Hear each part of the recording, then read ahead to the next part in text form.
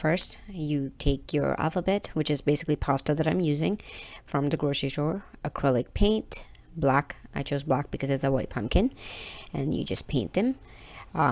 You paint the letters, put them on the side, leave it to dry, and then come back. Once you're ready, you put your hot glue down where you'd like, and then stick down the letters. You might need adult supervision for this part if you're a kid. It is a fun little DIY for Halloween and something that you could do with kids or as an adult if you just need a break. I'm a photographer by trade, and sometimes just photographing isn't enough, and I need to like exercise the mind a different way just in order to like clear it and come back. So for the second pumpkin, you get baking soda, quinoa, which is expired in my case, and paint.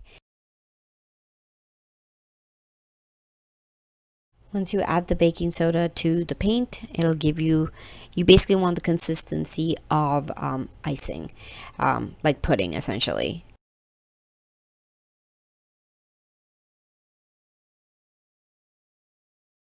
Put the quinoa in, it'll just seal in the texture. Don't worry, the quinoa wasn't wasted. It was something that had gotten old and expired essentially. Once you have the correct consistency, you paint. I like it textured just for something different. I wanted a handcrafted look to these pumpkins, and therefore the beads and bubbles just adds a little extra little something to it. I just left it alone for about 24 hours, so it basically dried overnight, and then you can start painting it. And I painted it with a touch of gold. I do a lot of DIYs, and I figured I'd share some with you. It's just a little bit cathartic. Some people clean, and I'm one of those. But this time I decided I would craft. You leave it to dry overnight, and this is what it looks like. The third pumpkin is an experimental pumpkin. So if you grab tissue paper, stuff that you put into gift bags. I just happen to have paper that's orange in color. I've ripped the paper into pieces. Smaller the paper, the easier it is to stick. Hot candle wax, basically. That is candles that have been left over. It's a great way to repurpose old candles if you have things left in jars or old candle holders. You're just painting down the pumpkin at the bottom and then sticking on the paper. You use the high gloss, whatever kind of glue you have lying around, which is like Elmer's glue would work as well. Once you paste it down, or you can paint it if you like it to be a different color, and you only have white paper, it just adds as texture. Once you do that and the wax is melted, you pour over the wax on top of the pumpkin. It essentially acts like dripping icing, and it just looks like a donut once it's done.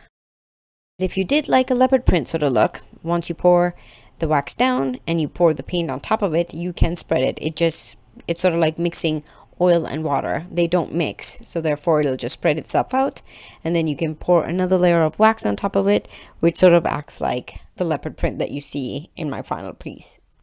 Don't forget to experiment, try new things. It's always more delightful when you come up with something even though you were aiming to get something else. So know that you're not ever lost when you're trying to play and create stuff like this. These are great projects if you need a break from your everyday life, something to get your mind off of 2020, should I say. Kidding, not really. So here it is, the final piece. Looks like a donut, really, kind of making me hungry a little bit. So hope you enjoyed that.